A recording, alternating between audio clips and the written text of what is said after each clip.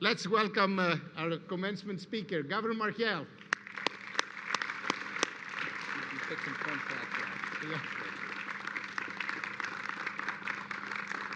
Thank you. Well, thank you, President Asanas. A little exaggeration, I would say. Nationally ranked table tennis player. One day maybe, but certainly not any longer. I'm delighted that my wife, Carla, is here with me today. She's a blue hen herself, and also that my mother is here. And I'm particularly happy that my mom is here because I always really wanted to be governor, but my mother always really wanted me to be a doctor. And this thing now hanging, this is the closest I'm ever going to get. My father taught at this university for 35 years. As I mentioned, my wife, Carl, is a blue hen. So I developed an incredible appreciation and love for UD as a kid. And I'm incredibly grateful to this place because growing up on this campus opened me up to so many opportunities to realize that the world was so much bigger than me and so much bigger than Newark and then the state of Delaware. As governor, I learned firsthand how tightly the future of our state and the condition of this university are linked. So I am truly honored to be here, and I was thrilled when Board Chair Cochran and President Asanas invited me to deliver these remarks today. And most importantly to you, congratulations on reaching this moment.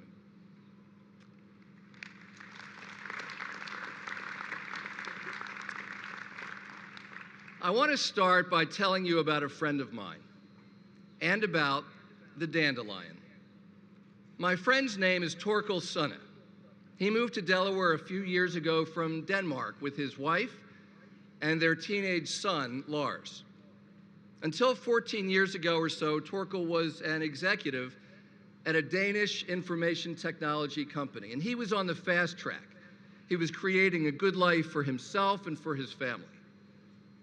But around that time, Lars was diagnosed with autism. Now, Torkel and his wife didn't have much experience with autism, and they were scared because they thought they knew what the future held for Lars. Few friends or social opportunities or chances to get a job. So in an act of love, Torkel quit his job at the IT company and he created a new company to help people with autism obtain jobs in the information technology field. He knew that people like Lars could contribute real value for employers if given the chance, but he knew that too often they're not given that chance, and he was determined to change that. Torkel knew that many people with autism have math and data skills that are highly valued by employers, and he wants to create 100,000 jobs in the US and 1 million jobs worldwide for people with autism.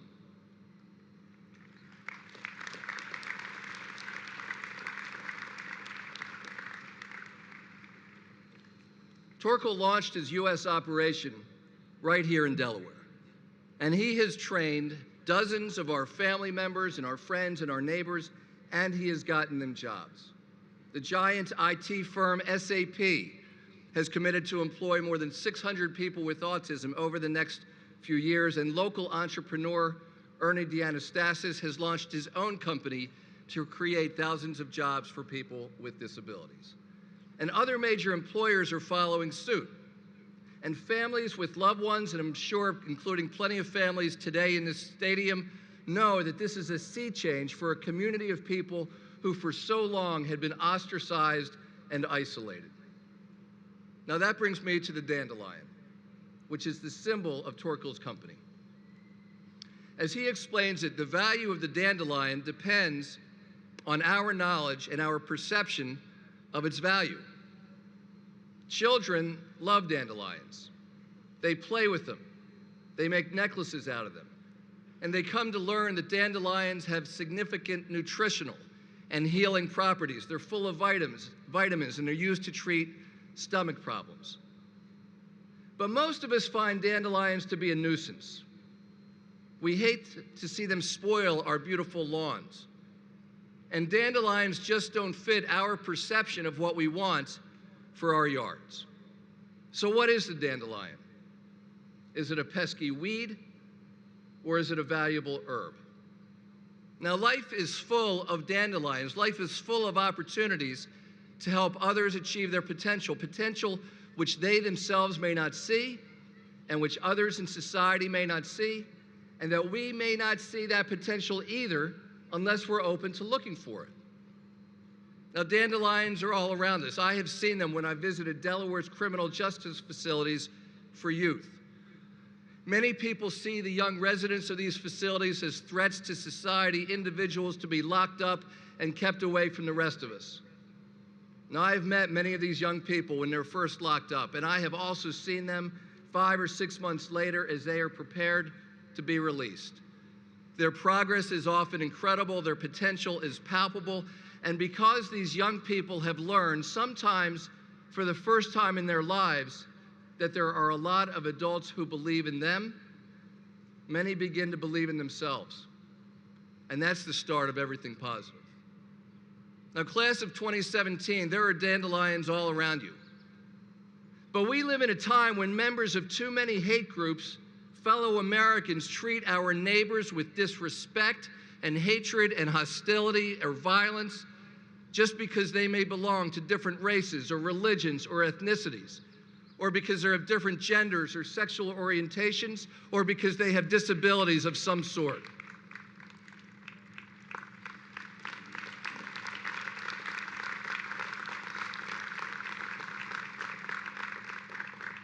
Now, unfortunately, as one observer wrote recently, we have reached a point where subcultures begin to predominate, and the power of our unifying symbols fades. We become others to ourselves. Now, this is not a matter of political party, because neither of our major parties has a monopoly on division and hate, or for that matter, on respect and kindness. Kindness and respect are too often dismissed these days as weakness. Cruelty is now portrayed as acts of rebellion and bravery. And too much political debate has been consumed with efforts to troll, to say things to get a rise out of others. And sometimes these self-described trolls paint themselves as modern social gadflies. But instead of speaking truth to power, they target vulnerable people. They use the sacredness of political debate to rationalize bullying. Trolling has become a substitute for the political discourse that is so necessary for a vibrant democracy. And even more troubling, our society too often rewards trolls with fame and wealth and accolades and even power. So what does this have to do with you? Beyond pursuing your own dreams of family, career, and life generally, you have two primary responsibilities as new UD alums. These are the responsibilities that are part and parcel of being great citizens. The first is not to let hateful speech stand.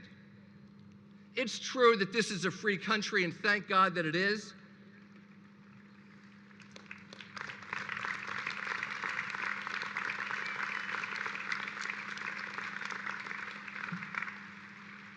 But it's only free because generations of Americans went before us and stood up to discrimination and defended the marginalized and exercised their own freedom of speech to respond to hate. When hate speech occurs, freedom of speech doesn't just allow us to respond, it calls on us to respond. It also calls on us to stand up for tolerance, which means respecting people whose views you don't necessarily agree with. I'm reminded of Martin Luther King's letter from the Birmingham City Jail. In 1963, Dr. King went to Birmingham to lead a nonviolent protest because he believed that Birmingham was the most segregated city in the world. When he arrived in Birmingham, he was arrested and he was jailed. And he received in his jail cell a letter from members of the Birmingham clergy. And in this letter, they said that King's nonviolent protest was unwise, untimely, and extreme. well, he felt compelled to respond to the clergy. And in his masterful response, he wrote, "We will have to repent in this generation, not merely for the hateful words and actions of the bad people, but also for the appalling silence of the good people."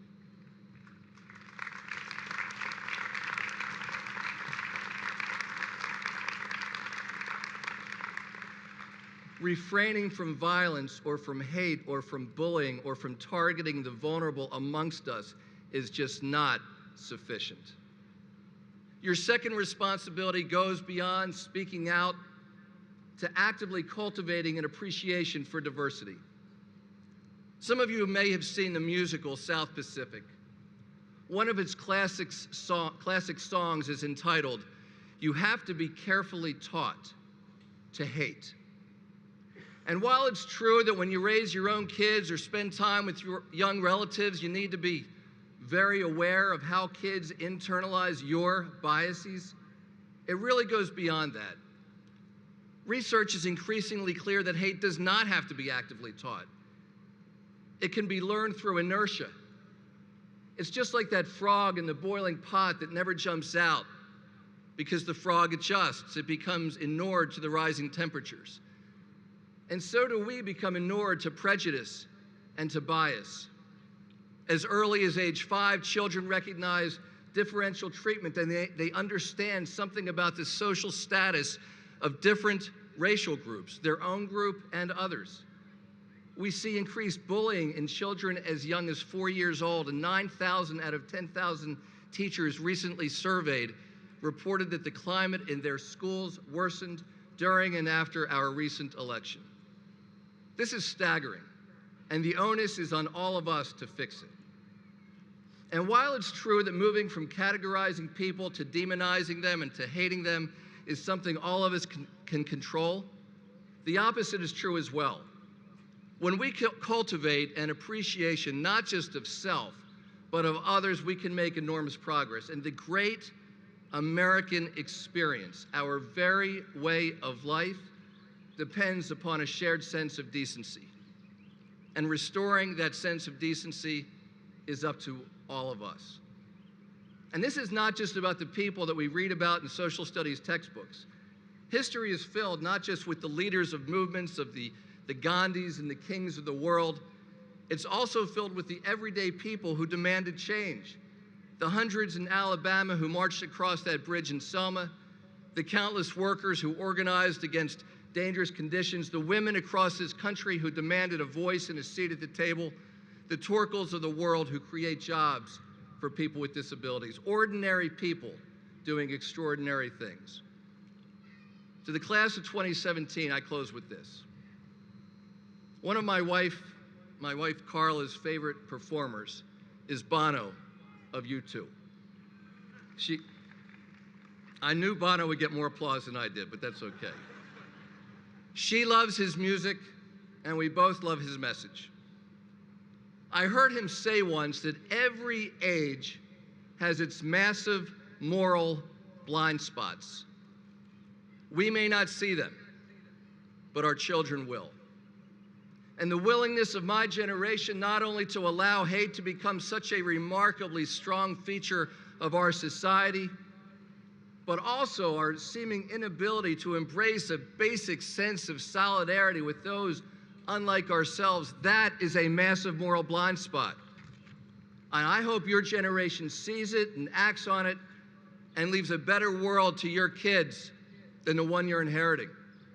And if you do, if your generation continues to stand up and speak out, to take action, to cultivate those dandelions, then decades from now, your kids and their kids will be able to grow up and say that their parents and grandparents stood on the right side of history. That despite the hate that exists and the work that remains in this moment, you carried on that legacy of Americans who stood up to discrimination, who defended the marginalized, and who bent the arc of the moral universe just a little bit more toward justice. Let that be your legacy. Congratulations.